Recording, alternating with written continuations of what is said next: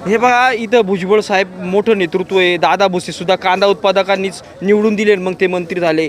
कोकाटे सुद्धा तुमच्या सारख्यानेच निवडून दिलं, मंत्री झाले. ते कांद्यावर काही बोलतीच नाही. कोकाट्या पत्ती खेळतो याच्यात, तुम्हाला बातमी कळली म्हणजे मला माहिती पत्ती खेळायचं काम करतो, रम्मी गेम खेळतो तिकडे. बाबांना बरीच माहिती आहे. बाबा तुमचे अँड्रॉइड पण आहे का? हा? तुम्हाला माहिती कसं काय? मला मी बातम्या पाहतो, हा ना. बातम्या पाहतो.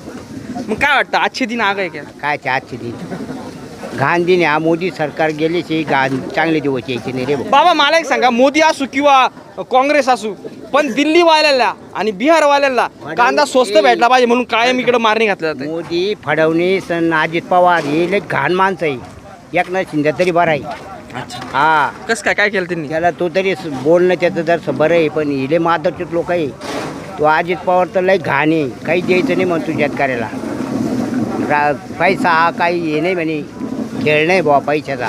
कर्ज माफ झालं का तुम्हाला? नाही रे मा, नाही कर्ज माफ. मी त्या इथं म्हणे आम्ही कर्जमुक्ती केली. अरे मी त्या आशान राहील. मी अल्प भुद्रा कासून माफ नाही. 160 घेतलं, 2 10 झाली, 10,000 वाचून मी गेलो 2 टप्प्यात, 3ऱ्या टप्प्यात म्हणून भरला तर म्या. पण मला आता याचंच लय झालं. आता जे होईल ते होईल, भरायचंच नाही.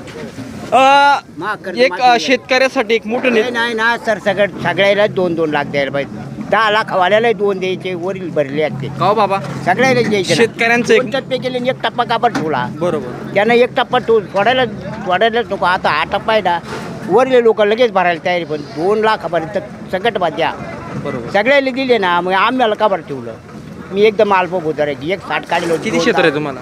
मान मी 5-6 एकरी अल्प भुद्राकासून मी 10,000 वाटून माफ. शेतकऱ्यांसाठी एक नेतृत्व होऊन गेलं म्हणजे इतिहासात आजही त्यांचे शब्द मला आठवत. ते म्हणायचे आपले ते बरं का, ते नाही सगळं ठीक आहे. शरद जोशी बघा, ते बोलायचे की सरकारचं धोरण म्हणजे शेतकऱ्याचं मरण, असं म्हणायचे. आहे येत नाही. हे लोकायला तो बा म्हणे, त्याला काही कळत नाही शेतीवाडीचं.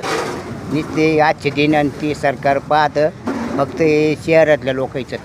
2 मिनिटं या. हां, काय वाटतं तुमचं? आजपर्यंत एवढं वय झालेलं आहे, सरकार काय मग दिल्ली बिहारच्या निवडणुका असल्या त्यांना पातळीला गेले शेतकरी, थोडं इकडे. सगळ्यात पातळीला गेले. शेतकऱ्याचं कुठलंच काही खरं राहिलं नाही. फक्त आता औषधाची बाटली घेणे आणि पिणे एवढाच शिल्लक शेतकरी राहिला. कांद्याचाही गेला, मकाचाही गेला, सोयाबीनमध्येही गेला आणि त्या कापसाचाही गेला. सगळे रानं उपळून गेले, मका सडल्या, कांदे सडले. पुढंच काही राहिलं नाही आता शेतकरी. सरळ त्यानं 1 पायझनची बाटली घ्यायची आणि प्यायचं, दुसरा पर्याय राहिला नाही. कर्जमाफीच्या बाबतीत देवेंद्र फडणवीस बोलले होते.